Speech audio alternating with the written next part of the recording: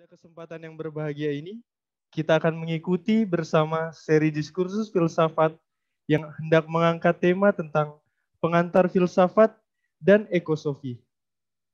Bagaimana kacamata filsafat melihat fenomena alam? Baik, terima kasih Profesor Bayu untuk kesempatan yang diberikan. Selamat malam para Romo, para rekan dosen, para mahasiswa, Bapak Ibu, Saudara-saudari yang berkenan hadir dan ikut serta dalam webinar diskursus filsafat online pada malam hari ini. Saya diberikan kepercayaan untuk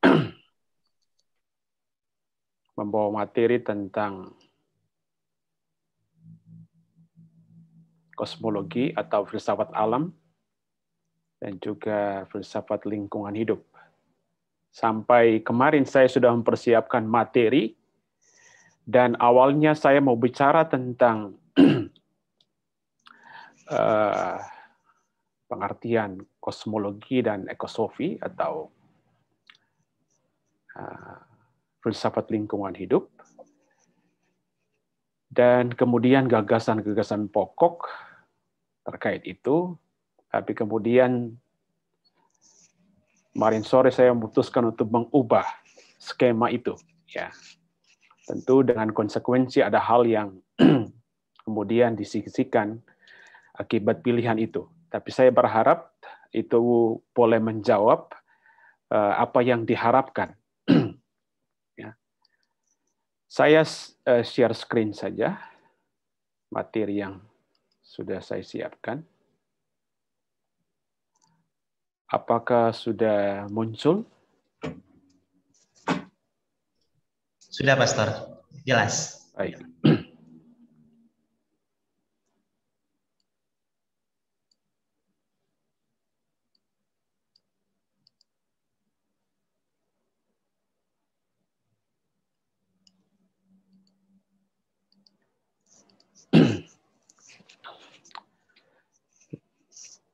Baik, saya mulai dari tujuan dan sistematika.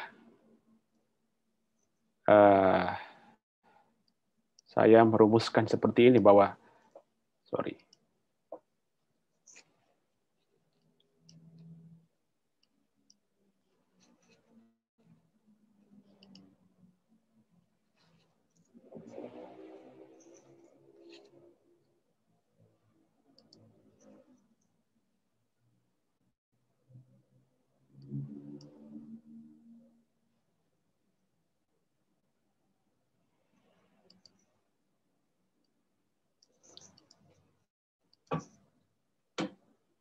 tujuan diskursus ini adalah mengantar dan membantu peserta memahami paham kosmologi dan ekosofi tentang alam, posisi dan peran manusia, sikap etis dan aksi nyata yang kira-kira dapat diambil manusia dalam relasi dengan alam. Pertanyaan pokok yang hendak dilihat atau dibahas adalah apakah pandangan kosmologi dan ekosofi tentang alam semesta. Lalu di mana posisi manusia, peran manusia di dalam alam, dan kemudian sikap etis apa yang bisa diambil sebagai wujud tanggung jawab manusia terhadap alam, dan kemudian kira-kira tindakan konkret apa yang bisa kita ambil. Nah, guna menjawab dan menjawab tujuan itu dan menjawab pertanyaan, maka skema bahasan kita pada malam hari ini seperti gini. Bagian pertama, saya mengajak kita untuk melihat tentang pengertian kosmologi dan ekosofi. Kemudian yang kedua itu apa yang dipahami kosmologi atau apa yang dikatakan kosmologi tentang alam semesta. Dan bagian ketiga itu mengangkat tentang posisi dan peran manusia dalam alam. Kemudian bagian keempat tentang prinsip-prinsip etis ekologis.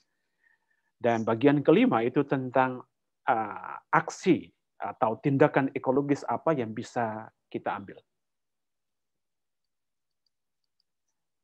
Jadi skemanya seperti ini, ya, dari kosmologi kepada filsafat manusia, kemudian menuju ke etika, dan sesudah itu berakhir pada aksi atau tindakan konkret. Yang pertama, pengertian kosmologi dan ekosofi. Kosmologi terdiri dari dua kata Yunani, kosmos yang berarti susunan yang atau ketersusunan yang baik, rapi, ya, dan logos yang berarti ilmu atau ajaran, ya, atau paham. Ya. Lawan kosmos adalah chaos, yang berarti kekacauan atau ketidakaturan. Demikian kosmologi berarti ilmu tentang susunan yang ketersusunan secara teratur, baik, rapi, dan yang dimaksudkan itu adalah alam semesta. Alam semesta itu disebut sebagai kosmos karena dia memiliki hukum keteraturan, ya, hukum ketertiban, ya, sehingga kita mengalami itu ada siang, malam, dan itu berlangsung terus-menerus. Ada peralihan musim dari musim yang satu ke musim yang lain, dan itu berlangsung secara teratur karena ada hukum yang melandasinya. Nah, orang yang pertama kali menyebut alam sebagai kosmos adalah Pythagoras. Ya. Istilah yang sama kelak dipakai juga oleh Plato. Nah, Aristoteles, ya, dalam filsafat dia tidak memakai istilah kosmologi, melainkan fisika untuk menamai ilmu tentang alam semesta. Ya. Pada abad pertengahan, istilah yang dipakai adalah filosofia generalis atau filsafat alam. Ya. Baru pada tahun 1731, ya, istilah kosmologi dipakai pertama kali oleh Christian Wolff. Nah, kosmologi itu dipelajari oleh banyak ilmu, ya, atau ada banyak ilmu yang membahas tentang alam semesta. Ada astronomi, ada juga kosmogoni, lalu juga filsafat. Tetapi kalau kita bicara kosmologi pada malam hari ini, maka yang dimasukkan adalah kosmologi filosofis. Lalu filsafat lingkungan atau ekologi filosofi atau ekosofi, ya, terdiri dari dua kata, ekologi dan filsafat. Ekologi sendiri terdiri dari dua gabungan kata, yaitu oikos dan logos. Oikos berarti habitat tempat tinggal atau rumah tempat tinggal. Dan habitat atau rumah tempat tinggal yang dimaksudkan adalah ya rumah bagi semua makhluk, dan itu berarti menunjuk pada alam semesta, ya, bumi, dunia kita. Sementara logos, ya, berarti ilmu kajian, ajaran, paham. Jadi ekologi berarti ilmu tentang ekosistem dengan segala hubungan yang saling mempengaruhi di antara ekosistem dan keseluruhan dinamika dan perkembangannya. Jadi manusia mempengaruhi alam dan sebaliknya, ya. Alam juga atau lingkungan mempengaruhi manusia. Ya. Ernest Haeckel memahami ekologi sebagai ilmu tentang relasi antara organisme dan dunia luar sekitarnya. Nah, filsafat terdiri atau filosofi terdiri dari dua kata Yunani, philo dan sophia. Ya, seperti kita ini tentu tidak asing bagi kita yang belajar filsafat. Ya, philo berarti kebijaksanaan, kebenaran atau kearifan.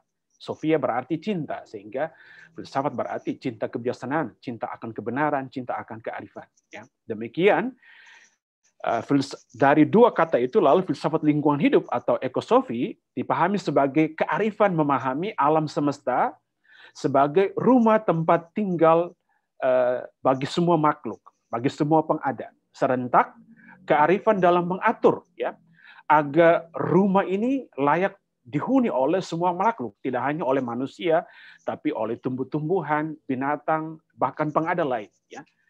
Ya. Sekaligus menjadi penunjang, ya, yang memungkinkan kehidupan itu bisa tetap terus berlanjut, berkembang dari waktu ke waktu. Ya. Nah, secara mendasar, ya, kosmologi dan ekosofi sesungguhnya sama. Ya, Romo Anton Becker dalam bukunya Kosmologi dan Ekologi yang merumuskan atau menjelaskan itu dengan sangat baik. Ya. Meski demikian, para filsuf lingkungan hidup seperti Henry Skolimowski misalnya memandang ekosofi itu sebagai new cosmology atau kosmologi yang baru, terutama jika ekosofi itu diperlawankan dengan filsafat kontemporer seperti misalnya filsafat analitis, ya, atau postmodernisme atau eksistensialisme misalnya. Dalam bukunya Ecophilosophy, Designing New Tactics for Living, ya, Skolimowski menunjuk 12 pokok yang menjadi karakteristik dari filsafat lingkungan hidup. Ya, saya menyebutkan secara amat ringkas. Pertama itu berorientasi pada kehidupan, Ya, karena alam itu dilihat sebagai sebuah sistem kehidupan, maka orientasinya pada kehidupan, tidak hanya kehidupan manusia, tapi seluruh makhluk hidup. Lalu yang kedua, memperlihatkan komitmen pada nilai-nilai kemanusiaan, pada alam dan pada kehidupan itu sendiri. Ya, jadi tekanan tidak hanya pada kemanusiaan, tapi pada alam dan kehidupan atau nilai intrinsik yang ada pada alam itu sendiri. Kemudian menghidupi spiritualitas atau hidup secara spiritual. Ya. Kalau kita baca pemikiran Fritjof Capra, Ananias, atau bahkan pastor filsuf Thomas Berry, mereka punya rujukan selalu agama-agama atau rujukan pada kearifan-kearifan lokal yang dipenuhi juga dengan spiritualitas. Lalu yang keempat, bercorak komprehensif dan global. Jadi dia tidak hanya mendekati berbicara tentang alam, tapi dalam hubungan dengan ekonomi, dalam hubungan dengan manusia, dalam hubungan dengan fisika, biologi. Jadi karena itu coraknya lebih komprehensif. Lalu yang kelima, berkenaan atau berkaitan dengan kebijaksanaan. Maka orang bicara tentang kearifan lokal sebagai panduan, sebagai rujukan juga untuk menata alam. Kemudian yang keenam, dia sadar akan lingkungan. Jadi orang tidak hanya berorientasi pada kepentingan manusia, tapi orang sadar bahwa lingkungan itu penting karena pada alam, pada lingkunganlah hidup manusia itu bergantung. Lalu yang ketujuh, berurusan dengan ekonomi terkait kualitas kehidupan. Maka orang bicara tentang misalnya ekonomi hijau, atau masyarakat berkelanjutan. Jadi ekonomi yang memikirkan atau yang berorientasi juga pada kepentingan lingkungan hidup. Jadi tidak hanya kualitas hidup manusia semata, tapi kualitas lingkungan yang baik itu perlu karena mendukung juga kehidupan manusia. Lalu kedelapan, memiliki kesadaran secara politis. Mengapa itu penting? Karena bagi para filsuf ekologi lingkungan hidup, keberhasilan dalam gerakan ekologi ditentukan juga banyak oleh apa? Kebijakan-kebijakan politik. Maka harus menjadi juga sebuah gerakan politis atau harus menjadi kesadaran politik. Di Indonesia kita tahu dulu banyak terjadi misalnya persoalan di lingkungan hidup, soal hutan karena berhubungan dengan kebijakan politik.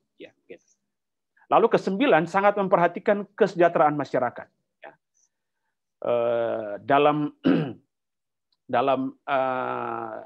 ensikliknya Laudato Si, Papa Paus bicara juga tentang ini, yaitu tentang ekologi integral. Tujuan ekologi integral adalah apa? Kesejahteraan umum atau kesejahteraan bersama. Lalu ke-10, lantang menyuarakan tanggung jawab individu. Jadi keberhasilan gerakan lingkungan hidup atau kesadaran itu harus mula-mula dari apa? Dari individu-individu. Dan itu terkait apa? Terkait pola dan gaya hidup. Lalu ke-11, toleran dengan fenomena transfisik. Jadi tidak hanya berbicara tentang yang material, tapi yang di luar, yang mengatasi yang fisik atau materi. Dan yang ke-12 itu kesadaran akan kesehatan. Baik, itu tentang 12 karakteristik menurut Skolimowski terkait ekosofi. Beda lain adalah ini, ekosofi oleh para filsuf lingkungan hidup seperti Ananias, Fritjof Capra, Thomas Berry itu dipahami tidak saja sebagai sebuah paham filsafat, tapi serentak juga sebagai sebuah gerakan sosial, yang saling mendukung. Maksudnya apa? Maksudnya paham filsafat itu akan atau ekologi sebagai sebuah filsafat itu akan punya pengaruh besar jika diikuti dengan apa? Sebuah gerakan sosial, gerakan bersama. Sebaliknya gerakan bersama itu menemukan dasarnya supaya orang bertindak, supaya orang misalnya mencintai lingkungan dan lain sebagainya itu pada ekosofi itu atau paham filosofis itu. Ya. Nah, sekarang bagian kedua kita akan lihat tentang apa yang kosmologi katakan atau ekosofi katakan tentang alam. Apa itu alam? Bagaimana manusia memandang alam? Ya. Kalau kita bertanya tentang apa alam itu terkait pandangan manusia, karena titik tolak dari kosmologi adalah manusia. Maka kosmologi itu punya kaitan erat dengan filsafat manusia, karena hanya manusia yang mampu berefleksi tentang dirinya, tentang hidupnya dalam kaitan dengan alam semesta. Apakah itu alam dalam pandangan manusia? Ya, menurut Anton Becker, dunia atau alam semesta merupakan sebuah realitas objektif dan bukan sebuah ide semata. Ya, jadi bukan sebuah gagasan semata, konsep semata, tapi sesuatu yang realitas objektif yang dialami atau ada kita alami. Nah, dunia merupakan suatu kesatuan yang dibentuk oleh interrelasi antara substansi duniawi, manusia, tumbuhan, hewan, dan juga pengada-pengada lain. Ya. Meski berbeda satu sama lain, substansi itu saling terhubung. Ya.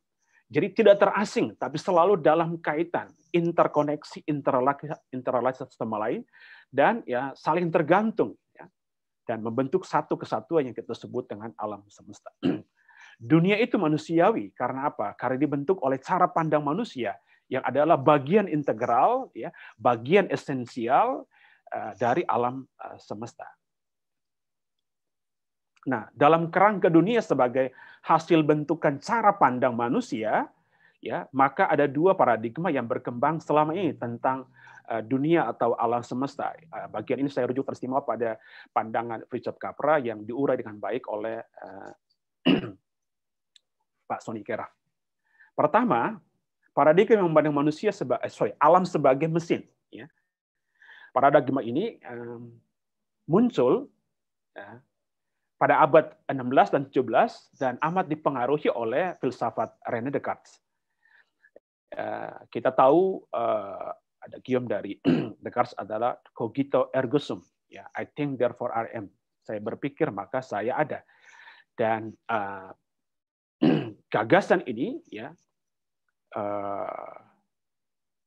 dalam kerangka gagasan Descartes tentang cogito ergo sum ini manusia dipahami sebatas kemampuan rasional. Sementara tubuh, perasaan kita, intuisi kita itu dinegasi sebagai tidak penting. Ya.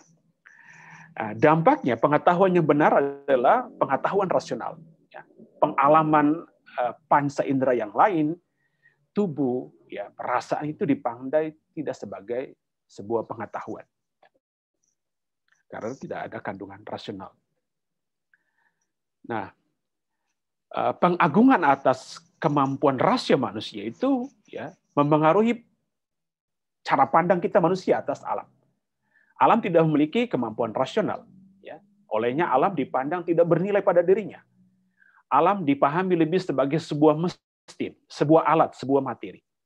Nah, bila kita menjejaki atau belajar filsafat, maka pemisahan ini bersumber ya atau merupakan konsekuensi logis dari dikotomi yang sudah dikembangkan oleh Plato tentang substansi dan bentuk. Ya, bagi Plato yang real adalah ya ide.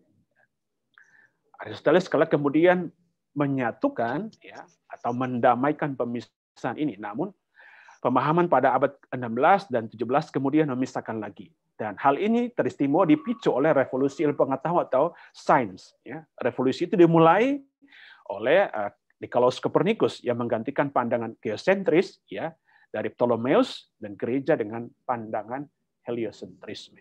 Ya. Bukan bumi yang menjadi pusat, tetapi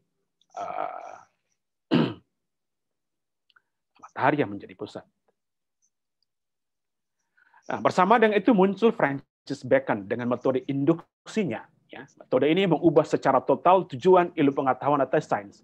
Bila dulu sains ya atau tujuan sains dan filsafat adalah memahami alam secara arif supaya kita hidup manusia itu selaras ya, cara bertindak kita itu selaras dengan alam, maka di bawah metode induksi Bacon ya, tujuan sains dan teknologi itu untuk menguasai. Maka terkenallah knowledge is power. Ya, siapa menguasai pengetahuan, maka dia bisa menaklukkan alam. Ya. Cara pandang ini kemudian diperkuat oleh filsafat René Descartes dan pemikiran Isaac Newton. Ya. Dengan cogito ergo sum, Descartes mereduksi manusia kepada rasio semata. Dalam cara berpikir ini, peradaban Barat, jiwa dan akar budi jauh lebih mulia, lebih tinggi, lebih agung ketimbang tubuh. Ya. Dampaknya apa?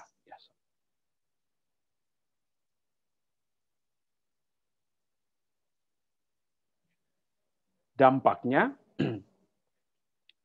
alam semesta dipahami sebagai materi semata, ya, yang punya nilai instrumental. Ya. Dia bernilai karena apa? Melayani kebutuhan atau kepentingan manusia. Ya. Alam tidak lebih dari sebuah mesin. Ya. Filsafat Descartes atau pemahaman Descartes kemudian dilanjutkan atau diteruskan oleh Isaac Newton dalam bukunya Mathematical Principle of Natural Philosophy. Ya. Newton memadukan metode empiris deduktif Bacon dan metode rasional deduktif dari René Descartes dan menjadi metode dasar dari ilmu pengetahuan hingga kini.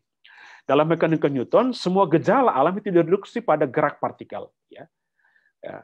Partikel-partikel material yang disebabkan oleh daya tarik timbal balik, yaitu gaya gravitasi.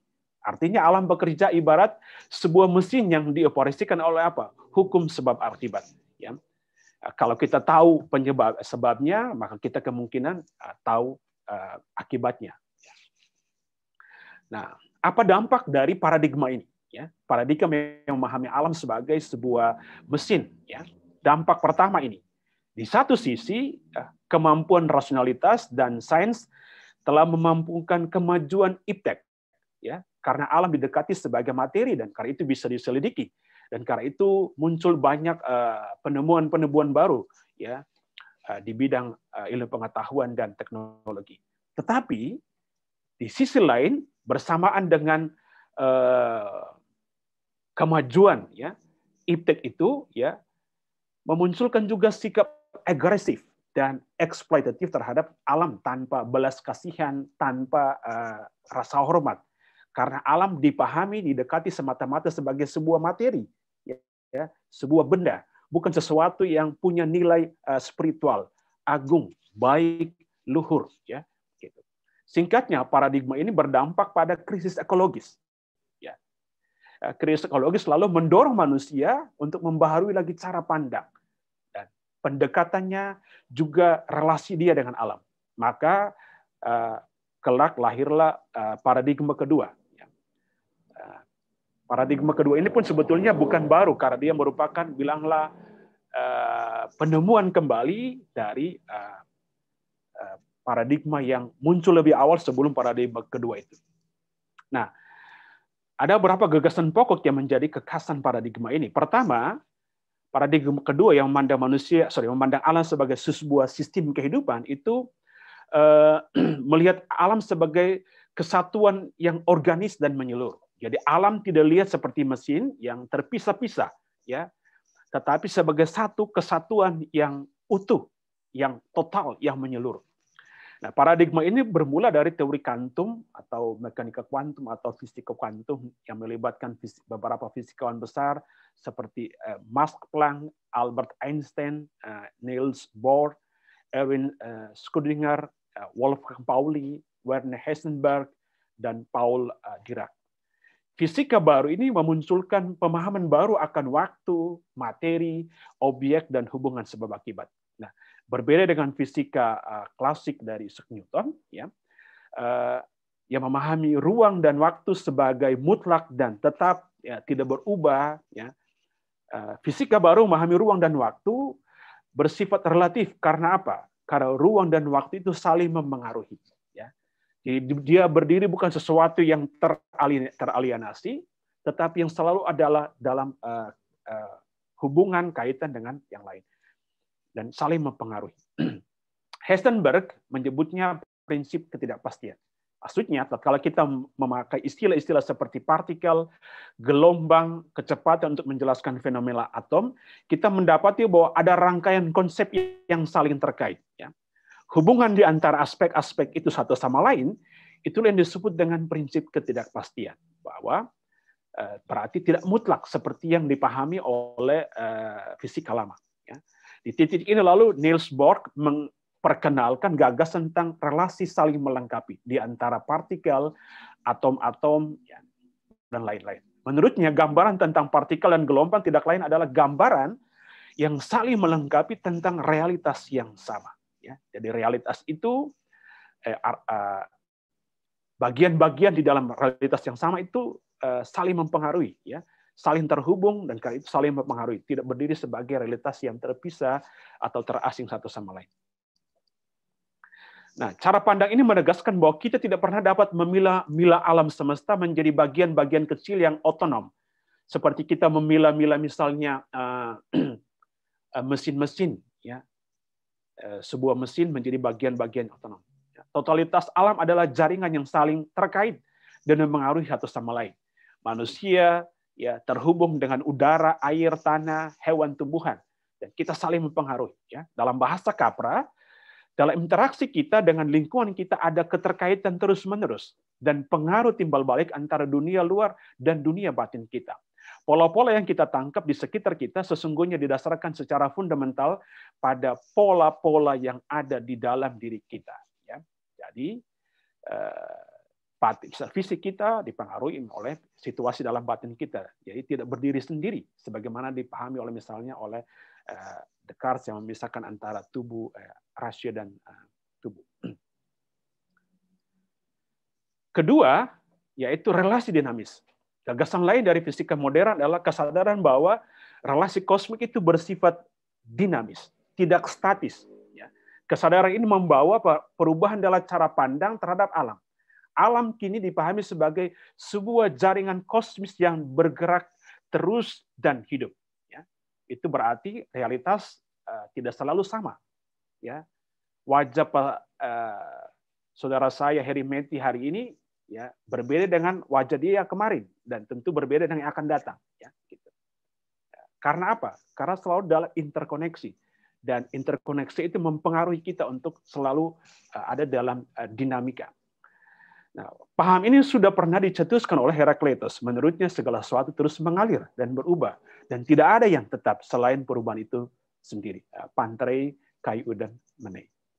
Atau dalam bahasa filsuf Alfred North Whitehead, ya, itu disebutkan sistem pemikiran proses atau proses tingkat atau filsafat proses.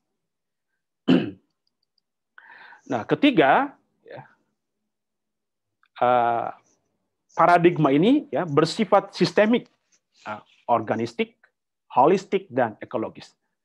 Ya, berbeda dengan cara pandang dunia yang mekanistik dari Descartes, cara pandang dunia baru yang muncul dari fisika modern dapat disebut sebagai cara pandang yang sistemik, organistik, holistis, dan ekologis. Sistemik berarti apa? Sistemik berarti alam dipahami sebagai sebuah sistem besar yang menyeluruh, yang terintegrasi secara rumit di antara bagian-bagiannya, dan sekaligus tidak dapat direduksi kepada bagian-bagian yang lebih kecil.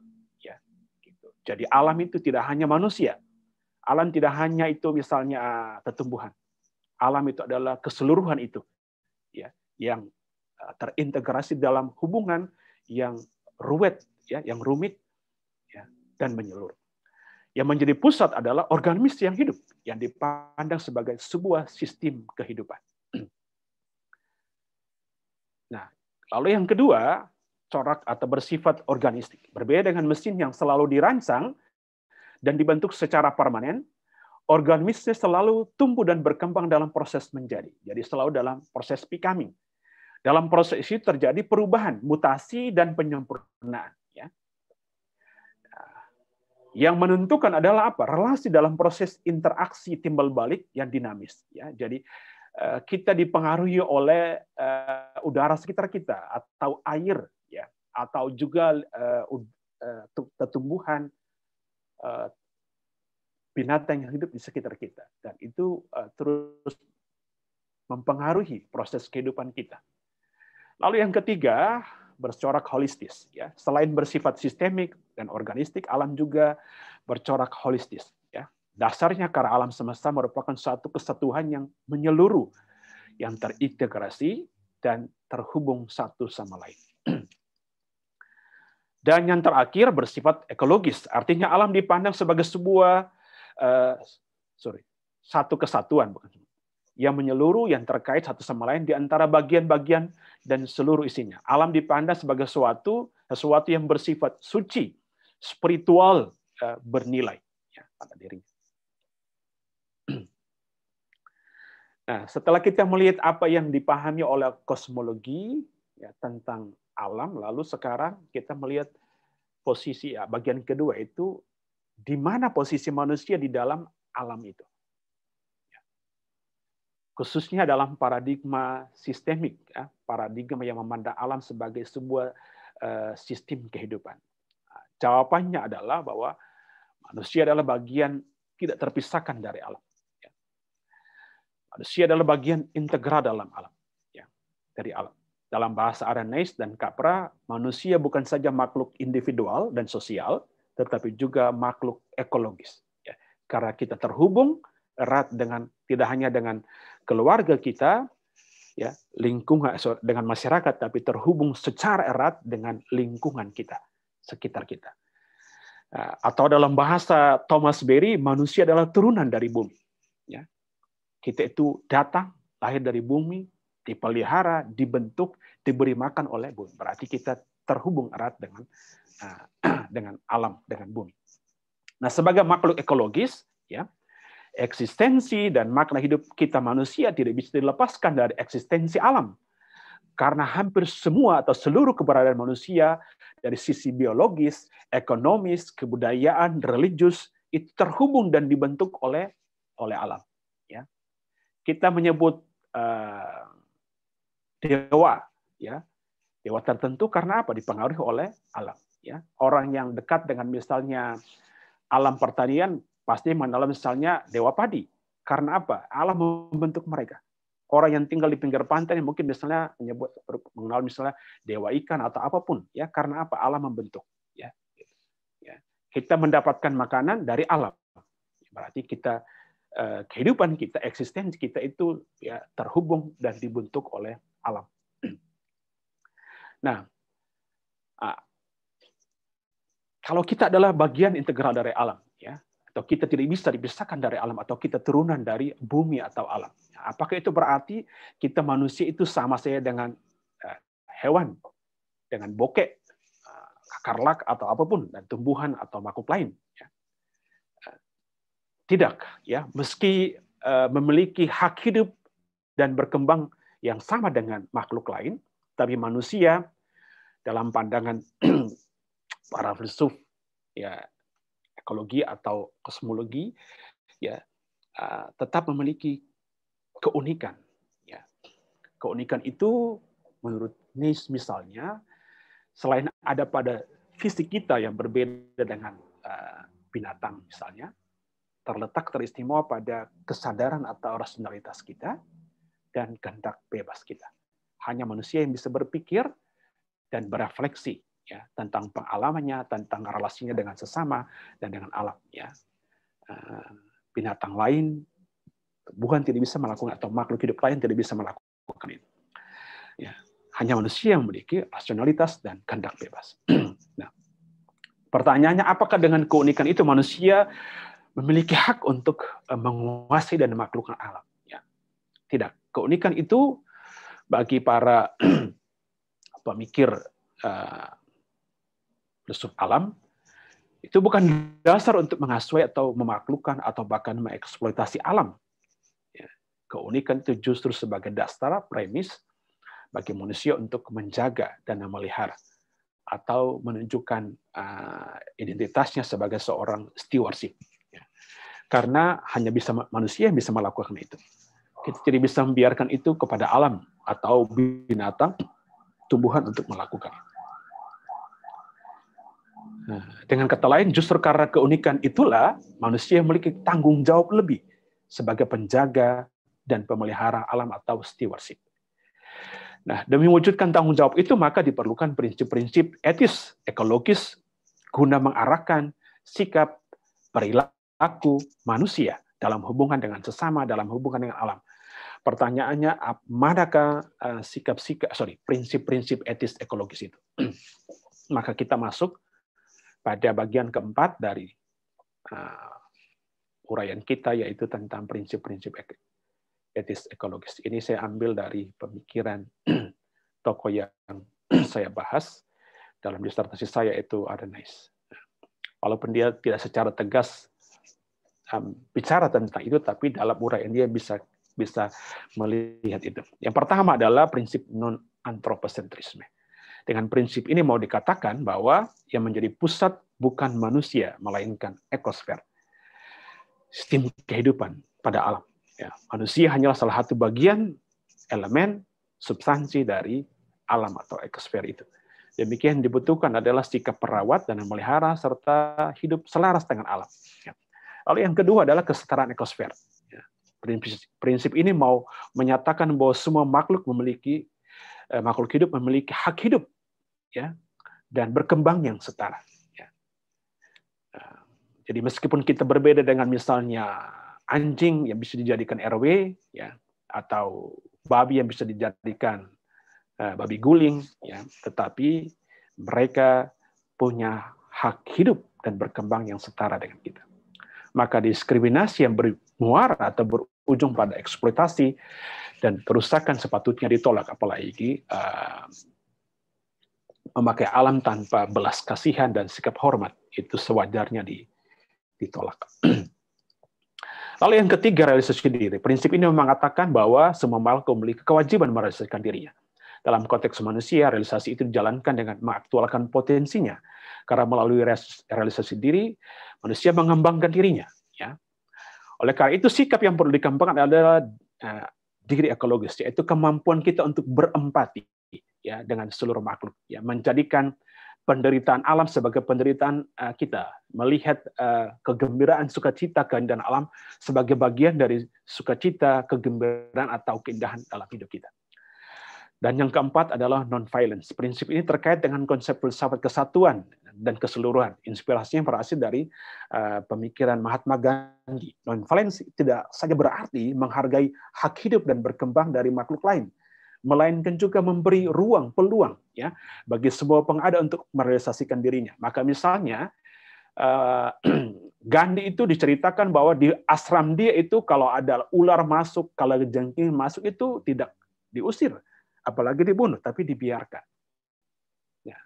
Tapi justru karena membiarkan, memperlihatkan sikap yang harmoni dengan ular, kalajengking, maka tidak pernah mereka menemukan pengalaman dipatok ular atau digigit oleh kalajengking misalnya. Ya. Dan yang kelima, pengakuan akan dan penghormatan akan keanekaragaman dan kekayaan hidup dalam hubungan simbiosis. Setiap pengada berkontribusi bagi keanekaragaman dan kekayaan hidup dalam alam. Ya. Karena alasan ini, keanekaragaman dan kekayaan hidup perlu dijaga dan dipelihara. Ya. Kalau kita merusak hutan, berarti kita misalnya merusak keanekaragaman hidup. Ya. Karena ketika hutan gundul, maka yang lenyap tidak hanya tumbuhannya, tapi semua makhluk binatang yang hidup di situ juga akan punah. Ya. Maka itu tetap perlu dijaga keanekaragaman kekayaannya. Nah, yang terakhir adalah tindakan ekologis. Setelah melihat paham manusia tentang alam, ya, posisi dan perannya dalam alam sebagai stewardship dan prinsip-prinsip etis yang diperlukan guna mengarahkan tindakannya, lalu kita bertanya, kira-kira aksi, program, tindakan konkret apa yang bisa kita lakukan? Ya.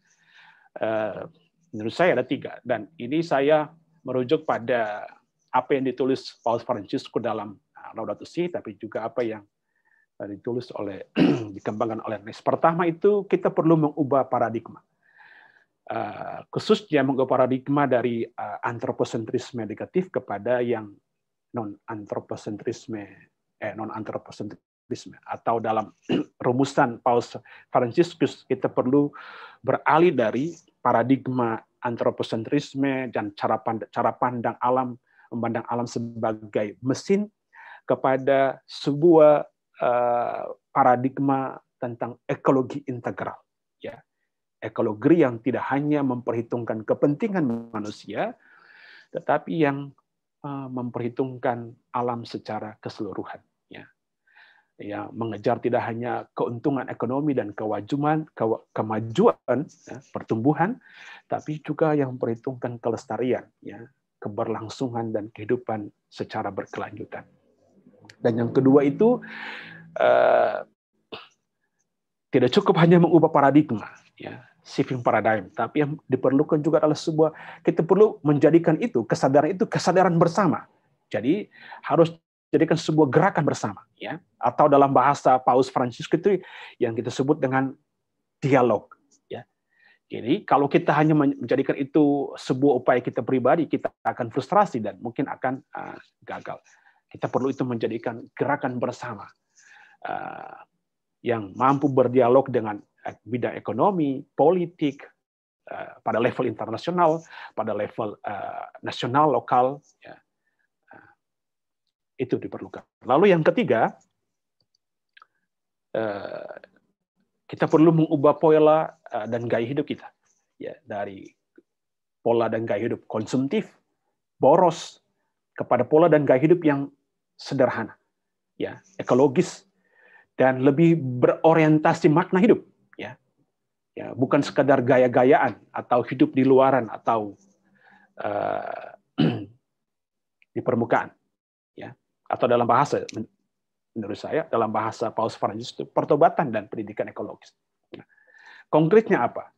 Konkretnya memperhatikan pola dan gaya hidup ekologis itu. Maka pada bagian berikut itu saya menunjuk secara personal, tapi juga secara komunal bersama aksi yang bisa kita lakukan atau tindakan ekologis yang bisa kita lakukan. Pertama, jadilah vegetarian.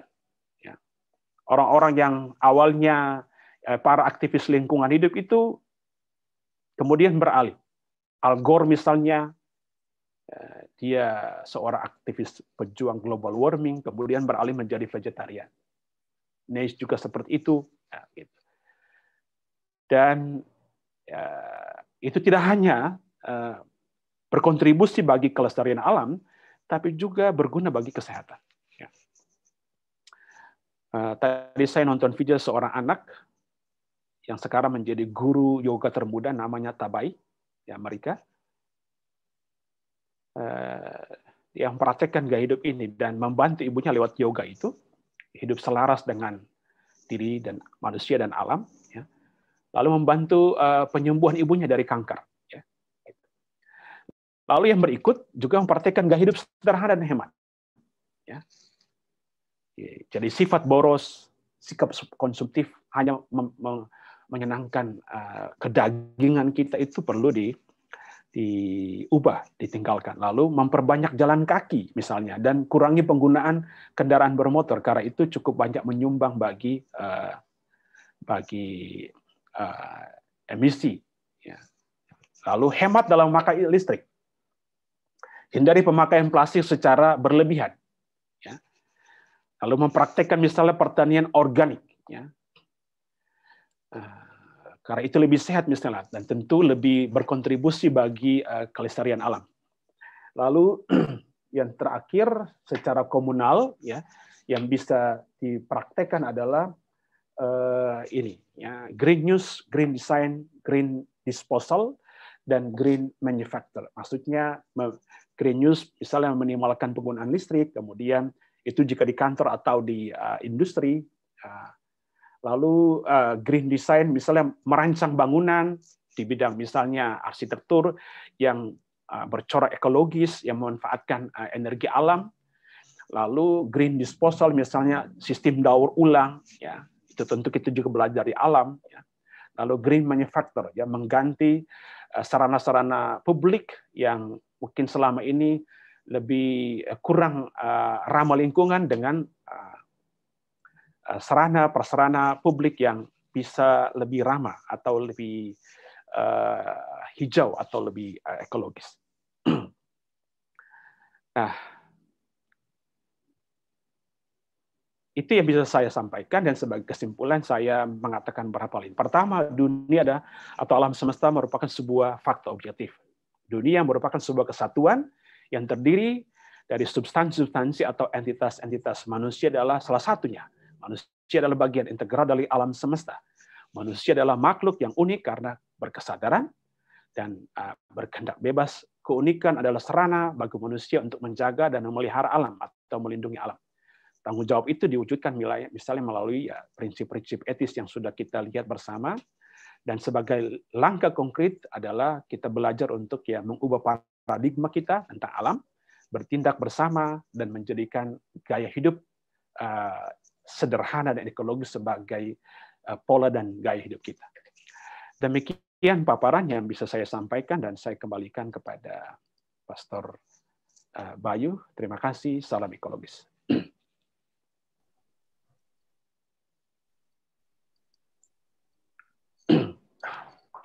Baik, terima kasih kepada Berti yang sudah memberikan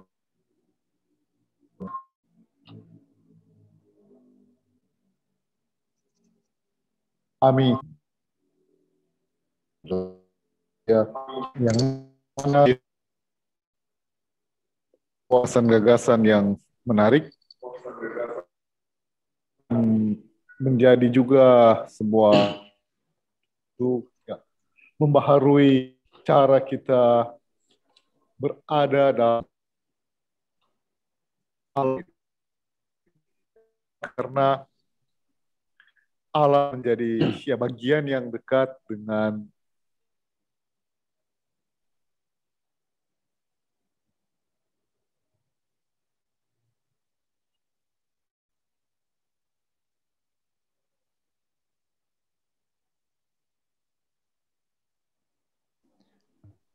Untuk kita semua, harap menunggu sejenak karena ada permasalahan sinyal dari moderator kita. Untuk itu, harap menunggu sejenak. Terima kasih.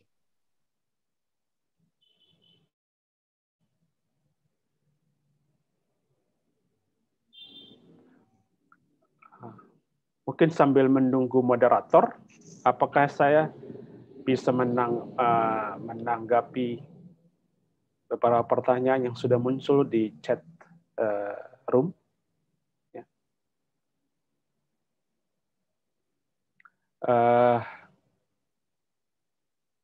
Yang pertama dari Frederick Monday, ya, saya baca saja. Di dalam fisika klasik sudah dikenal hukum kekekalan yang mengatur alam semesta. Ada dua parameter yang umum dipakai, yaitu materi dan energi yang prinsipnya perubahan. Fisika kuantum menjelaskan relasi yang dinamis antara sistem kehidupan dan lingkungannya dengan fenomena kuantum. Persoalan dasarnya sebenarnya ada pada manusia yang mengubah keseimbangan antara sistem kehidupan dengan lingkungan dari eksplorasi menjadi eksploitasi. Dari model relasi yang evolutif menjadi relasi yang revolutif. Jadi kuncinya ada pada manusia yang mesti kembali kepada relasi yang harmonis dan seimbang antara manusia sebagai steward dengan lingkungan. Nah, baik. Jadi memang sepakat bahwa akhirnya kembali kepada manusia, ya. Memang dalam studi-studi ekologi atau filsafat alam selalu dikatakan bahwa penyebab misalnya krisis atau penyebab kerusakan itu ada dua, ya, penyebab alamiah dan penyebab manusiawi. Penyebab alamiah itu antara lain karena masalah lingkungan hidup, gempa bumi atau tsunami misalnya. Ya, sementara penyebab manusiawi terkait dengan campur tangan manusia yang berlebihan tanpa belas kasihan kepada alam. Ya, jadi dan itu ya tentu terkait dengan cara pandang, sebagaimana yang sudah ditulis oleh Frederick Monday. Jadi saya sepakat benar bahwa akhirnya kembali kepada manusia. Maka kalau kita lihat misalnya diskusi-diskusi yang muncul terkait relasi manusia dengan alam, yang pertama-tama diharapkan adalah perubahan paradigma, cara pandang, cara manusia memandang alam, ya, dan hubungan manusia dengan alam itu. Jadi maka pertama-tama itu yang dimulai. Ya. Kalau ada perubahan paradigma, lalu ya muncul kemudian ya diharapkan lalu ada perubahan pendekatan.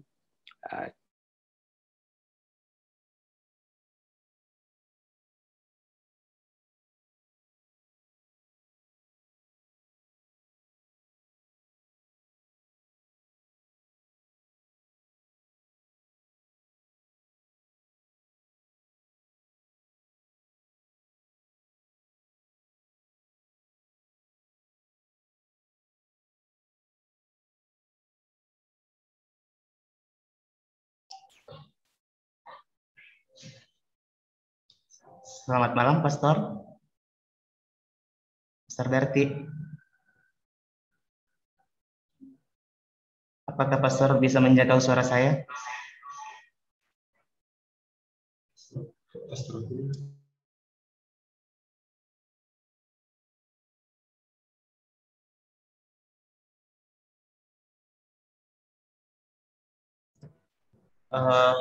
Jadi selamat malam bagi para peserta. Kami mohon maaf, sepertinya Pastor Barnabas juga sudah terkeluar dari ruang ini. Kita tunggu sebentar, kita akan menghubungi Pastor dulu.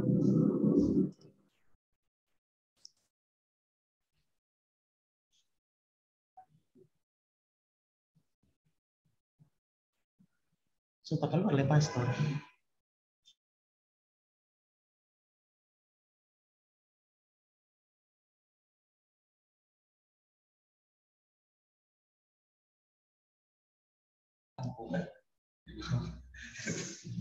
Halo Pastor Berti, apakah sudah bisa melanjutkan kembali?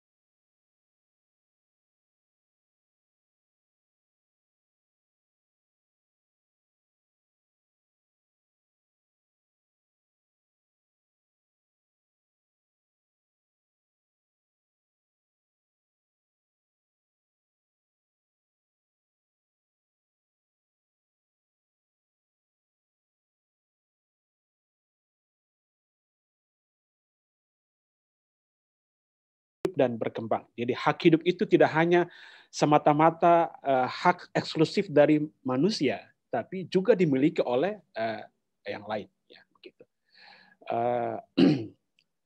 Kalau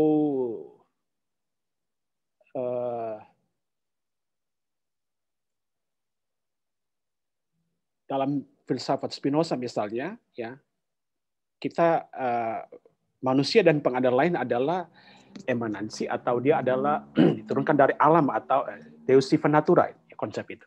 Ya, jadi kita menerima ya apa yang sama dari Tuhan atau alam, yaitu ya hak hidup. Maka kita dalam arti itu setara dalam arti lebih punya hak hidup yang hak hidup dan berkembang yang setara. Nah, lalu bagaimana dengan mempertemukan dengan pandangan agama sebagaimana tampak dalam kitab Kejadian di mana manusia diposisikan sebagai penguasa. Nah, ini lebih soal penafsiran dari para pemikir ekologi atau dari kosmologi. Ini soal penafsiran, ya. Jadi bagi pemikir ekologi itu lebih berhubungan dengan apa? Cara kita menafsirkan. Jadi di sana penguasa atau manusia diposisikan bukan penguasa dalam arti untuk mendominir, mengontrol, ya, tapi ya diberikan kuasa untuk apa? Untuk menjaga dan memelihara. Jadi stewardship, ya. Jadi mereka menafsirkan itu bukan sebagai Tuhan memberikan kepada manusia kuasa, ya, bukan sebagai penguasa yang bisa memakai semau gue, enggak. Tetapi kuasa itu dimaksudkan kuasa untuk menjaga dan memelihara, ya, supaya alam itu tetap berkelanjutan. Nah, saya harap menjawab pertanyaan dari Pak Felix. Lalu yang berikut dari Pak Marcelino. By the way, apakah Pastor Bayi sudah tersambung? Iya, sudah. Oh, kalau gitu saya kembalikan ke Pastor Jadi, Bayu dulu. Sudah. Ya, silakan saja untuk pertanyaan yang selanjutnya. Itu seperti tadi dari Marcelino Lino. Itu apabila engkau melihat keledai atau lembu saudaramu rebah di jalan, janganlah engkau pura-pura tidak tahu. Engkau harus benar-benar menolong membangunkannya bersama-sama dengan saudaramu itu. Apabila engkau menemui di jalan sarang burung pada salah satu pohon atau di tanah dengan anak burung dan telur di dalamnya dan induk sedang duduk gitu, maka janganlah engkau mengambil induk itu bersama dengan anak-anaknya. Itu dari Ulangan gitu. Dalam perspektif ini jelaslah bahwa Alkitab tidak mengizinkan antroposentrisme diktatorial yang tidak peduli terhadap makhluk-makhluk lain. Oleh karena itu bagaimana tanggapan kita terhadap alam lingkungan ini? Dan seringkali orang beranggapan bahwa alam ini adalah warisan nenek moyang, namun tidak sedikit juga orang yang mengatakan bahwa alam ini adalah titipan untuk anak cucu. Nah, bagaimana ini ya, cara pandang yang sedemikian? Gitu. Baik, itu benar. Dan baik, terima kasih Pastor Bayu. Apa yang dikutip oleh Pater Marcelino itu benar. Jadi Paus Francius dalam Laudato Si juga menegaskan itu bahwa Alkitab tidak mengizinkan atau tidak mengenal namanya antroposentrisme diktatorial, ya, di mana manusia merasa bahwa dia punya kuasa dan karena itu bisa mengeksploitasi alam tanpa belas kasihan atau semau dia. Ya. Dan hal yang sama juga sebetulnya juga Paus juga terkait dengan soal cara pandang. Alam itu adalah warisan nenek moyang dan titipan anak cucu. Itu juga yang dibahas oleh Paus Francius dalam Laudato Si. Jadi bicara tentang keadilan antar generasi. Ya. Jadi kita perlu membangun paradigma tentang pentingnya alam itu dirawat dengan baik. Jadi konsep stewardship tadi itu perlu supaya apa? Supaya kita mewariskan ya kepada generasi berikut alam yang baik, ya, supaya mereka juga boleh memiliki kualitas hidup yang baik karena mendapatkan mewariskan dari kita alam yang baik, ya, alam yang lestari, bukan alam yang hancur-hancuran, dan karena itu lalu membuat mereka kelak hidup dalam penderitaan karena mereka mewariskan dari kita alam yang buruk karena eksploitasi yang berlebihan itu. Begitu, saya harap juga menjawab pertanyaan dari Frater Marcelino.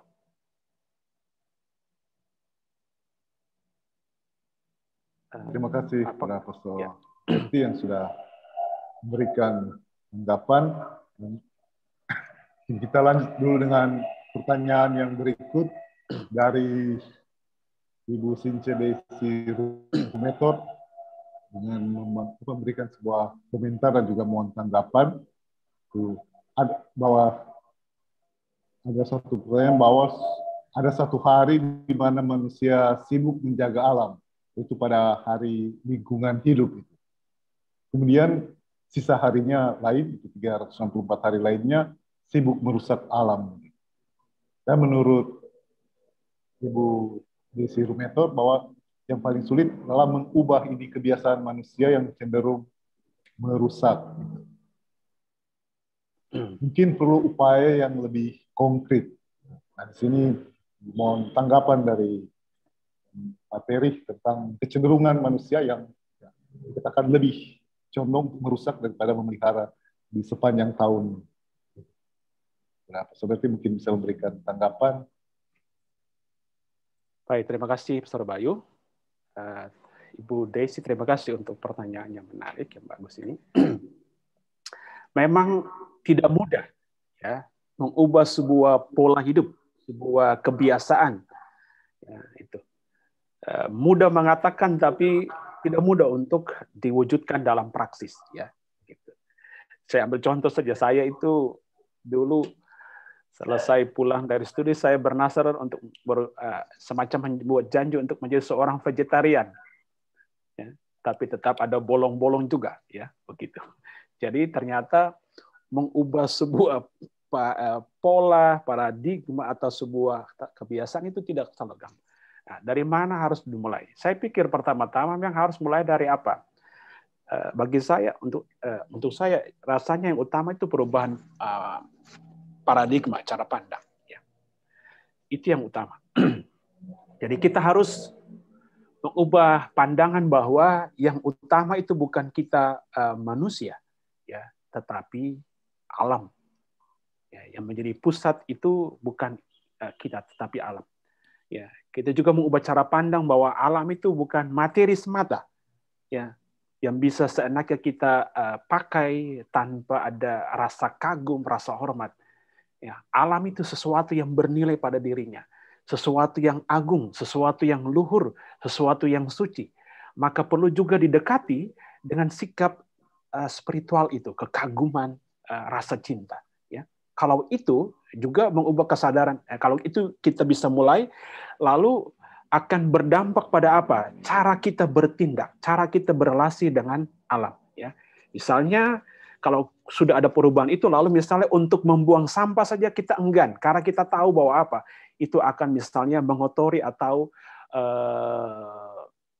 merusak, ya, tidak hanya keindahan, tapi juga merusak alam secara keseluruhan, karena ketika satu sakit, maka tidak hanya bagian itu, tapi juga mempengaruhi keseluruhan sistem, karena itu adalah sebuah sistem kehidupan. Dan tentu tidak cukup hanya perubahan paradigma dan ini, tapi perlu dipraktikkan, ya, begitu. Ya, kapan kita mulai berubah jika kita tidak pernah memulai mempraktikkan itu, ya, gitu. Jadi harus diwujudkan dalam tindakan konkret. Ya, misalnya kalau kita bernasar untuk membantu mengurangi emisi rumah kaca, maka kita misalnya ya memakai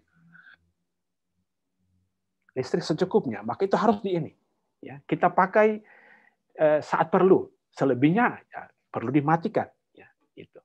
Ya, atau misalnya ada masa tertentu saya bernasar untuk mengurangi misalnya penggunaan, maka jalan kaki ke kampus. Karena apa? Dekat, ya. Tidak mungkin, ya itu mungkin lain soal kalau misalnya Herimeti jalan dari rumah ke kantor, itu tentu itu ini. Ya, bisa saja kalau itu dibangun sebagai nasar untuk misalnya menjadi sehat, kurangi perut, ya, kegemukan, nah itu juga bisa, ya. Itu.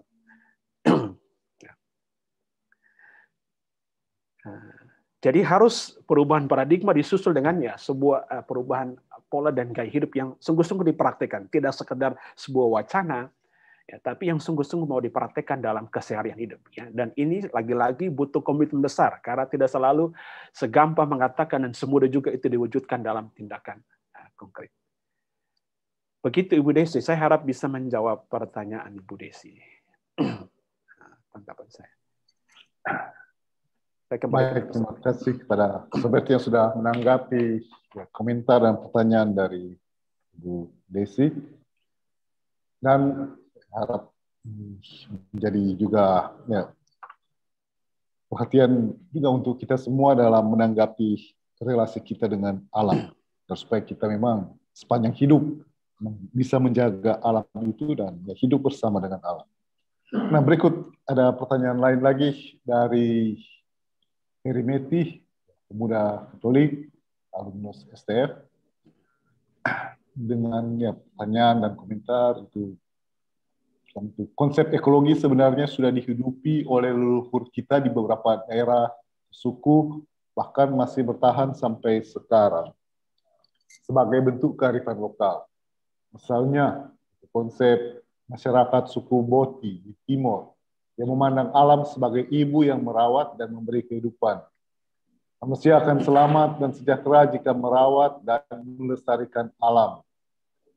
Itu juga di masyarakat Malin Anim di selatan Papua, melihat alam atau hutan itu sebagai ibu yang memberi kehidupan kepada manusia. Jadi pertanyaan di sini, bagaimana caranya agar kearifan lokal yang menurut sebenarnya harusnya menjadi kearifan publik dan juga menjadi spiritualitas global, menjadi arus utama pengaruh utama dalam literasi tentang ekosofia dan praksis hidup ekosofis dan kosmologis. Jadi itu yang menjadi pertanyaannya. Bagaimana menempatkan ini kearifan lokal ini? Para Soberti dipersilakan. Baik, terima kasih Profesor Bayu. Terima kasih juga untuk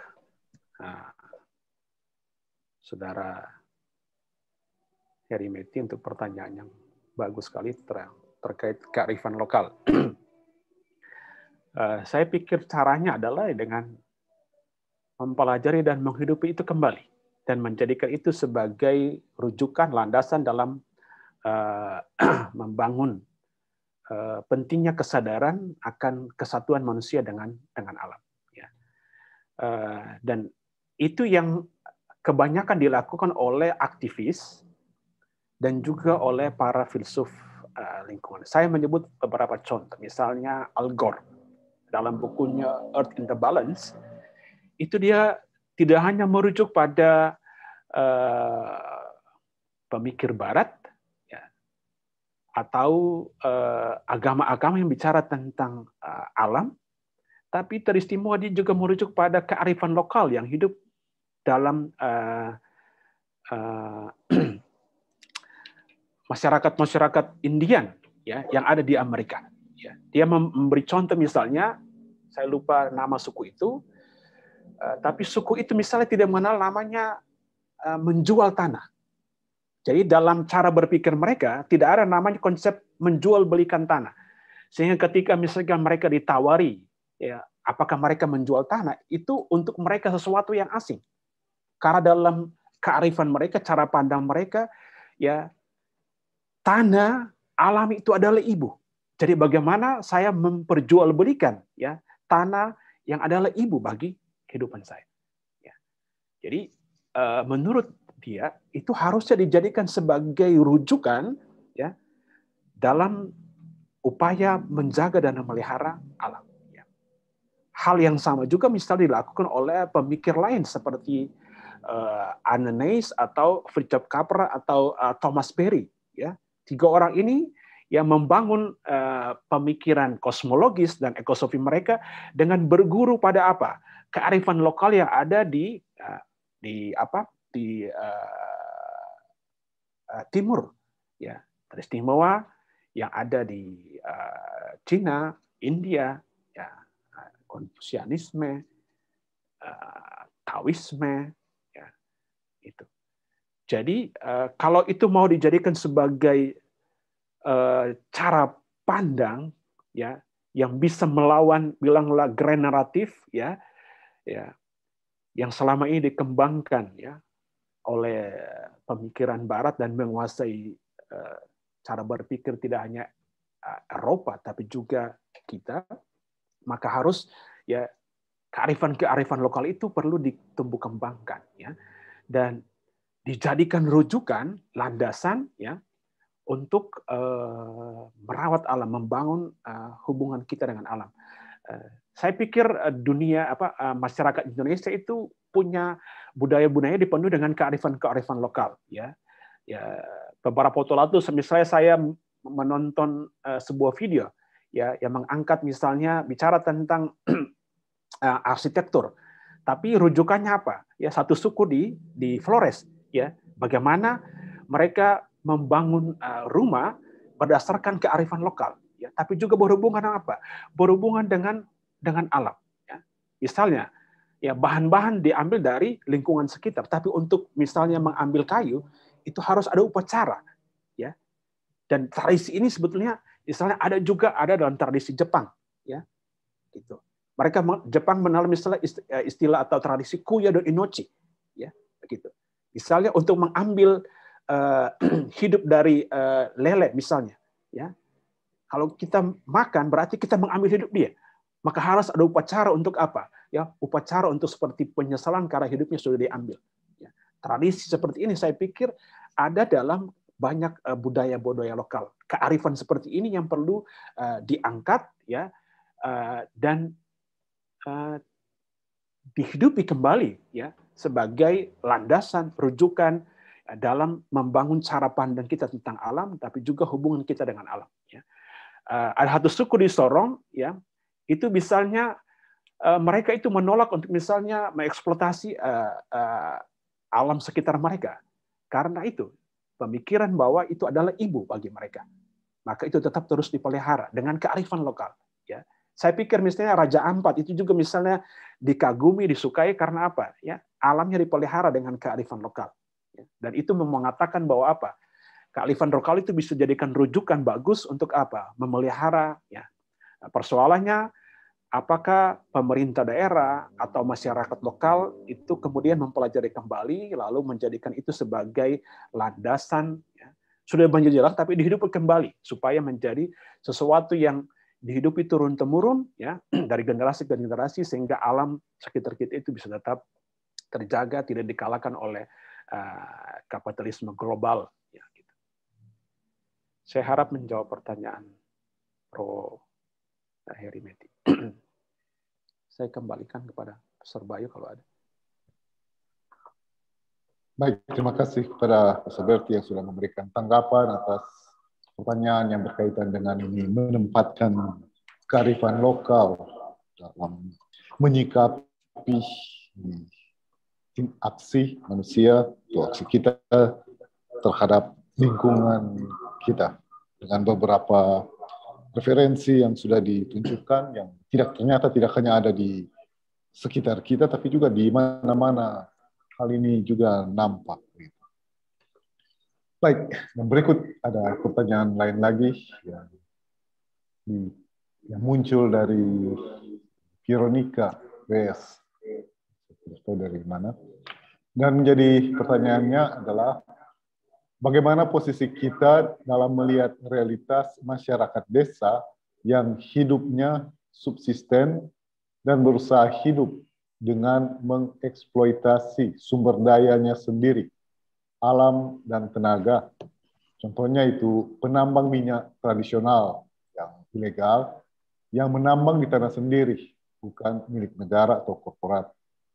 Mereka menambang karena tidak ada alternatif mata pencarian dan pemerintah ya, lepas tangan dari turunnya harga pertanian, misalnya karet. Itu yang menjadi pertanyaan tentang ini. Ya, biasanya upaya mandiri masyarakat yang mau mengeksploitasi alam guna memenuhi kebutuhan hidupnya. Jadi seperti itu mungkin pertanyaannya. Terima kasih. Baik. Terima kasih Veronica atas pertanyaan yang bagus. Ya. Dan ini kalau kasus-kasus selalu menarik, tapi lalu ribet juga, ya, complicated seperti ini. Nah, tetapi ini pertanyaan yang menarik, tapi menurut saya untuk menjawabnya perlu kerjasama banyak pihak. Maksud saya begini, saya ambil contoh beberapa waktu saya pergi di desa dekat Talawaan sana, saya lupa namanya, itu yang ada penambangan masyarakat, penambangan emas itu. Nah, yang saya lihat adalah apa? Setelah bakal emas itu dibawa untuk tempat pengolahan, ya, itu tidak disediakan misalnya tempat yang baik untuk limbah. Ya. Padahal di sekitar situ, ya, mereka menanam, ya, menanam juga misalnya jagung, lalu menanam juga pepaya, ya, begitu. Ya. Padahal untuk misalnya mengolah itu pasti ada campuran, ya, zat kimia, ya, yang pasti kalau tidak dikelola dengan baik limbahnya itu akan mempengaruhi atau membawa ancaman bagi kesehatan manusia karena kita makan tanaman yang sudah terpengaruh atau tercemar dengan kimia, hal kimia. Nah, sehingga memang untuk hal seperti begini, dalam meminjam misalnya kaprah atau apa yang ditulis oleh Paus Francis Laudato Si, ya, yang dibutuhkan adalah ya, misalnya yang disebut dengan ekologi integral. Tidak hanya bicara tentang mengejar ekonomi, ya, gitu. Bahwa kebutuhan manusia penting, ya, makan penting, cari uang, ya. Jadi tidak hanya mengejar soal keuntungan dan perkembangan, profit, tapi dalam konteks ini yang harus diperhitungkan adalah apa? Soal ekologi, ya, kelestarian alam, ya. Karena apa? Sumber daya alam itu kan terbatas. Kalau seumpama habis, ya, lalu ya, yang ditinggalkan adalah kerusakan, ya, yang menanggung itu adalah juga manusia, ya. Maka perlu kerjasama dari masyarakat, tapi juga ya campur tangan pemerintah, ya, untuk bekerja sama dalam mengatasi persoalan ini, ya. Kalaupun misalnya, ya, penambangan itu tetap terus dilanjutkan, ya, maka harus dicari jalan keluar di mana penambangan itu turut memperhitungkan tidak hanya profit, ya, keuntungan yang didapatkan dari kegiatan itu, tapi juga memperhitungkan kelestarian, ya, alam di sekitar itu, ya. Dan aspek ini yang selama ini kurang diperhatikan, ya. Akhirnya, ya, setelah keuntungan didapat, ya, yang ditinggalkan adalah ya alam yang rusak. Yang menanggung adalah apa? Ya, manusia sendiri, terus generasi menyusul, ya.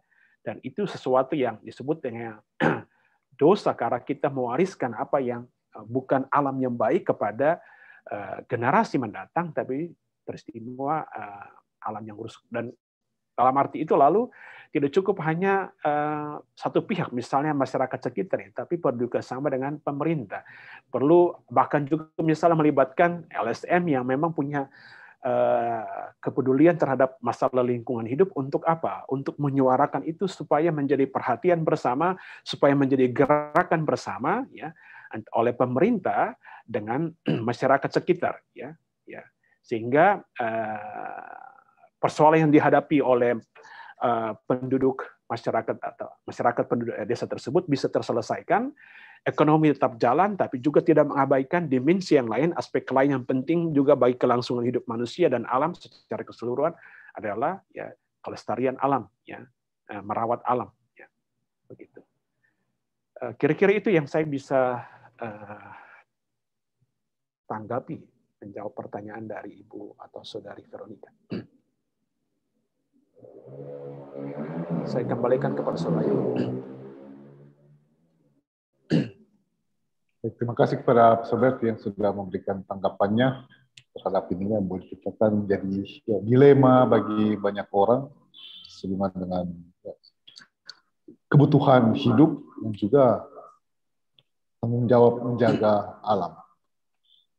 Dan harap yang bertanya tadi bisa mendapatkan pencerahan dengan apa yang sudah disampaikan.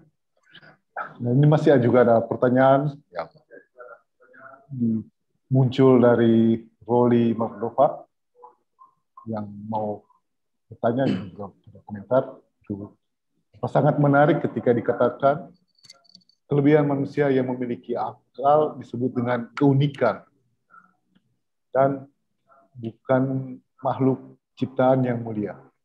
Karena tampaknya manusia terlalu bangga dengan gelar yang mulia itu. Sehingga kadang manusia tidak sadar bahwa dia punya tanggung jawab yang besar untuk melindungi makhluk hidup lainnya. Ada juga ungkapan yang mengatakan bahwa manusia tidak bisa hidup tanpa alam. Tapi alam bisa hidup tanpa manusia. Nah, bagaimana mau ditanggapi oleh Sobat? Persilahkan. Baik, terima kasih Pastor Bayu. Terima kasih juga untuk Roli Mardova untuk pertanyaannya. Jadi istilah keunikan itu lebih istilah filosofis yang teristimewa yang diungkapkan oleh Ananias. Jadi dia tidak memakai istilah makhluk ciptaan yang paling mulia, yaitu mungkin istilah kitab suci teologis yang lebih dikenal dalam teologi kekristenan atau teologi agama-agama yang menempatkan, dan cara pandang seperti itu adalah cara pandang yang hierarkis. Ya, atau dalam rantai kehidupan, ya, manusia itu menempati posisi paling tinggi, ya, dan ini corak yang lebih antroposentrik, ya, manusia menempati posisi yang paling tinggi, lalu di bawah itu hewan, tumbuhan, dan yang lain, ya. Dan dalam arti itu ini kurang ekologis kalau dipandang dari para karena menempatkan manusia ini. Kalau dalam cara pandang ekologis, ya, kita adalah bagian integral dari alam, sama seperti makhluk lain, ya. Hanya saja sebagai bagian dari bagian dari alam kita memiliki keunikan dan keunikan itulah yang sudah disebutkan tadi soal rasionalitas manusia, kesadarannya dan juga kehendak bebasnya. Lalu terkait ungkapan yang mengatakan bahwa manusia tidak bisa hidup tanpa alam, tapi alam juga tidak bisa hidup tanpa manusia, ya. Bahwa manusia tidak bisa hidup tanpa alam itu benar, ya. Karena apa, ya? Ya, kita hidup dari udara yang disediakan oleh alam, ya, begitu. Ya, jadi tidak mungkin kita makan dari makanan yang disediakan oleh alam, ya. Kita minum air yang disediakan juga oleh alam, ya. Gitu. Kita bangun rumah dari apa? Apa yang juga disediakan oleh alam, ya. Jadi dalam arti itu kita tidak bisa hidup tanpa alam, ya, karena kita adalah bagian integral dari alam. Tapi apakah alam tidak bisa hidup tanpa manusia? Ya, ini tentu bisa dipersoalkan karena ada fakta di mana, ya, ada pulau tidak berpenghuni, ya, dan di sana tetap kehidupan bisa tetap berlangsung, ya, begitu. Ya, bahkan ketika manusia datang malah itu mengganggu, ya, dengan campur tangan berlebihan dia bisa mengganggu keharmonisan atau kehidupan yang ada di situ. Ya. Tetapi ada juga cara pandangan yang mengatakan bahwa bagaimanapun campur tangan manusia tetap diperlukan. Dan ini adalah ketegangan yang selalu muncul dalam percakapan atau diskusi tentang hubungan manusia dengan alam. Ya. Mengapa? Karena ditemukan bahwa, ya, kalau manusia tidak alam itu atau manusia tidak ikut campur tangan, maka ya akan terjadi misalnya yang terjadi adalah ya saling membunuh, ya. Maka ya yang kuat akan yang menang dan bertahan, survive. Yang lemah dia akan kalah. Maka dalam arti itu campur tangan manusia terhadap alam juga dalam batas tertentu yang wajar itu diperbolehkan. Dan bahkan manusia dengan perkembangan dengan teknologi, ya, penemuan dalam ilmu pengetahuan dan teknologi itu bisa berkontribusi besar dalam juga dalam pelestarian alam, ya, begitu. Ya, salah satu contoh yang bisa dirujuk misalnya Ethiopia itu adalah negara yang dulu miskin karena apa? Banyak hutannya itu dihancurkan, ya, sehingga banyak meninggalkan misalnya tanah yang tandus, bahkan padang gurun.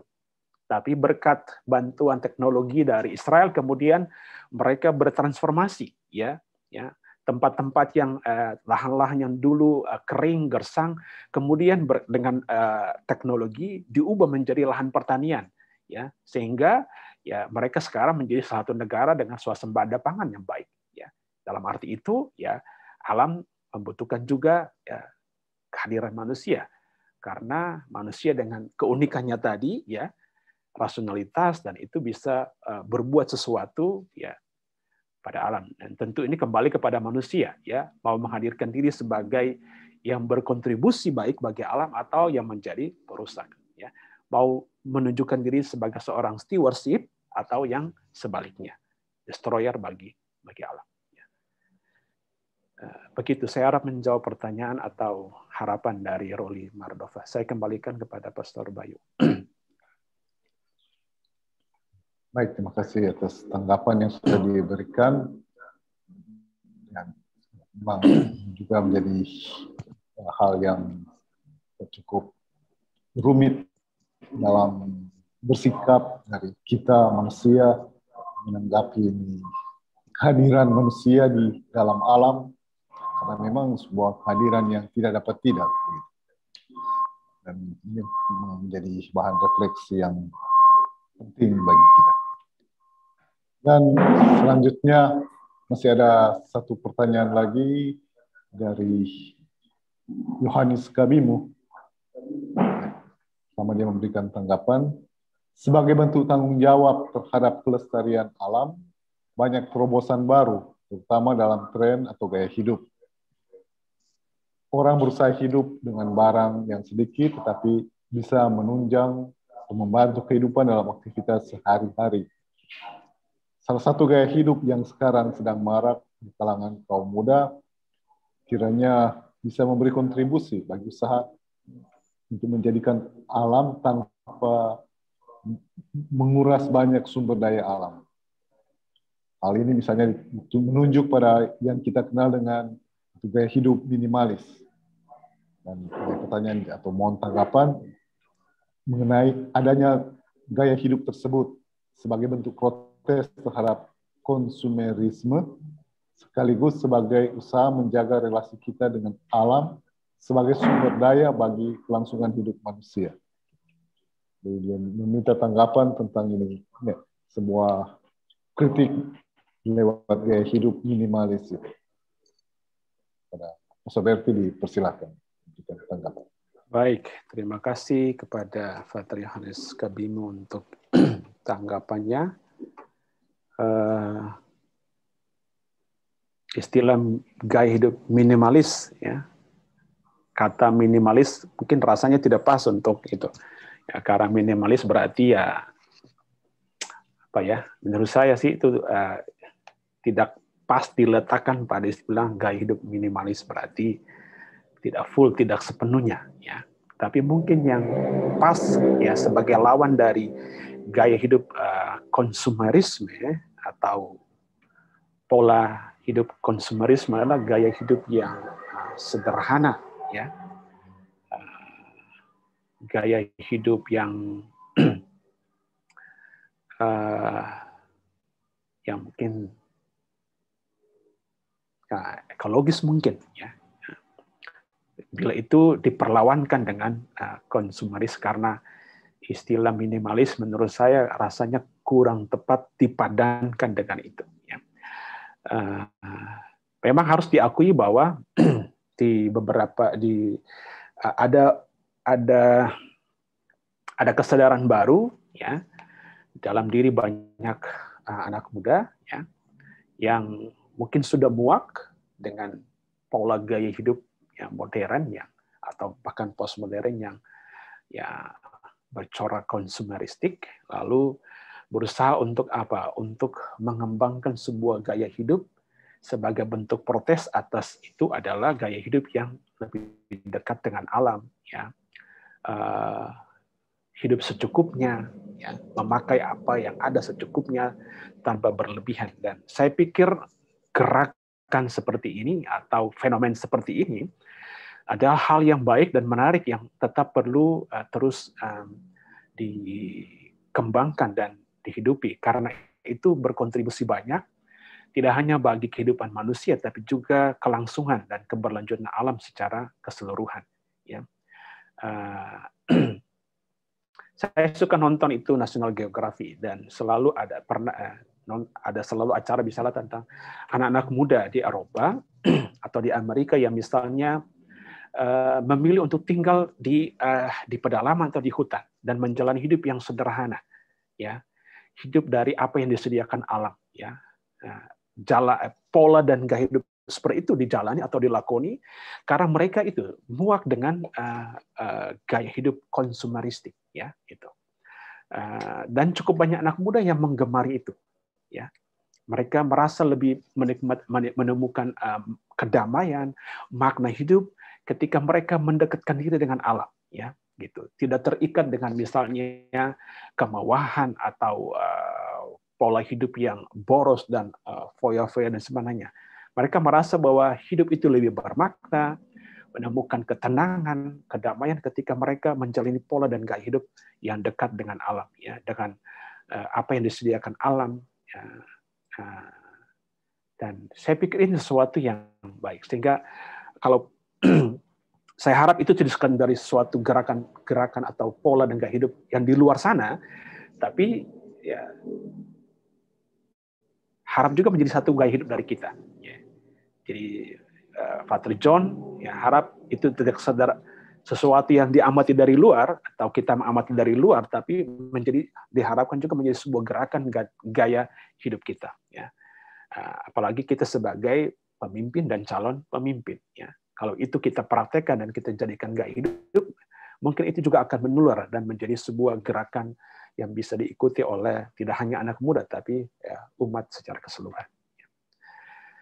Begitu saya harap menjawab pertanyaan Frater Johannes Kabimo. Saya kembalikan kepada Pastor Bayu.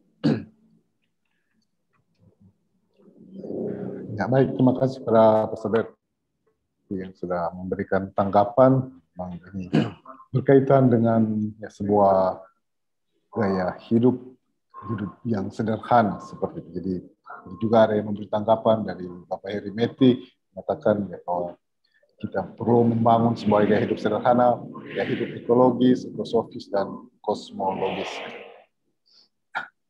Dan ya, masih ada sedikit waktu, mungkin ada lagi pertanyaan yang mau disampaikan secara langsung, bisa angkat tangan.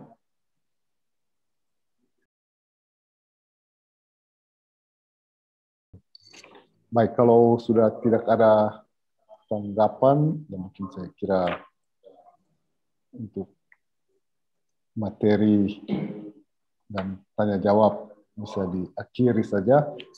Mengingat ya mereka yang ada di Indonesia Timur itu sudah larut, yang di barat mungkin baru mau mulai hari, dan di tengah kita sudah di antara.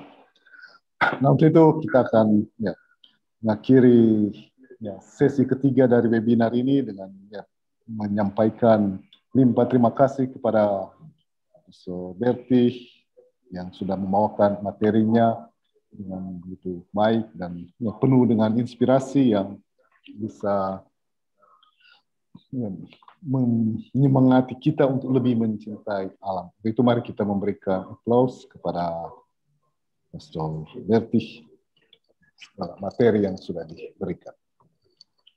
Terima kasih banyak. Dan sebelum menutup, saya coba memberikan sedikit kesimpulan dari apa yang sudah dipaparkan sehubungan dengan ini. Bagaimana memahami ini kosmologi yang sekarang ini lebih dikenal dengan ya, prinsip ekologis.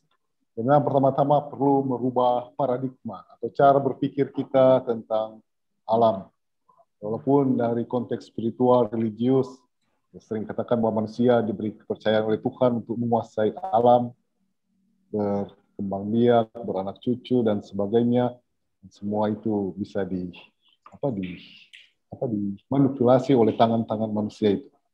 Tapi toh pada perkembangannya seperti tadi dalam sejarah pemahaman ekologis sudah dijelaskan bahwa ya sedikit demi sedikit perlu interpretasi baru terhadap kepercayaan itu lewat perubahan paradigma. Dan ya, sudah ditujukan prinsip-prinsip penting bagi kita untuk mencermati keberadaan kita di tengah alam. Dan itu semua nanti akan membawa pada sebuah aksi atau tindakan. Dan inilah yang paling penting dari semua konsep dan gagasan yang berkaitan dengan alam. Terlebih karena alam dalam konteks kita bangsa Indonesia mengenalnya sebagai ibu pertiwi kita yang memang menjadi sumber hidup. Maka bagaimana kita mau bersikap kepadanya. Dan tadi juga sudah ditujukan beberapa sikap tindakan, yaitu dengan mau menghidup dengan merubah paradigma, menjadikan alam sebagai bagian dari kehidupan kita, dan juga membangun pola kehidupan atau gaya hidup yang ekologis, dan juga ya, dengan beberapa model tadi misalnya menjadi vegetarian, hidup secara hijau, dengan ya tidak mengkonsumsi sumber alam secara berlebihan. Dan itu semua menjadi ajakan bagi kita, apakah kita mampu atau tidak. Tetapi sekurang-kurangnya sebagai pribadi yang rasional, kita mesti menyadari bahwa menjaga alam itu adalah sebuah kemendesakan di masa sekarang ini. Dan mungkin tema ini nanti akan bisa lebih berkembang dengan nanti ada usulan-usulan yang bisa disampaikan kepada panitia di STF agar supaya bisa ada hal-hal yang lebih spesifik yang bisa didiskusikan. Terima kasih untuk kita semua yang sudah menyempatkan diri untuk bersama-sama dalam refleksi tentang manusia dan lingkungan hidupnya. Waktu selanjutnya kami berikan kepada host. Terima kasih. Baik, terima kasih kami ucapkan kepada Pastor Bayu Nujartanto yang telah memoderasi kita dalam acara seri diskursus filsafat online seri yang ketiga ini. Saudara-saudari yang terkasih, puji syukur kita panjatkan kepada Tuhan karena kita telah sampai pada penghujung acara. Terima kasih banyak kami ucapkan kepada narasumber kita yang luar biasa pada malam hari ini. Dan juga kepada moderator yang tentunya luar biasa juga telah menuntun kita mengikuti seri diskursus filsafat online ini sehingga bisa berjalan dari awal hingga berakhir dengan baik.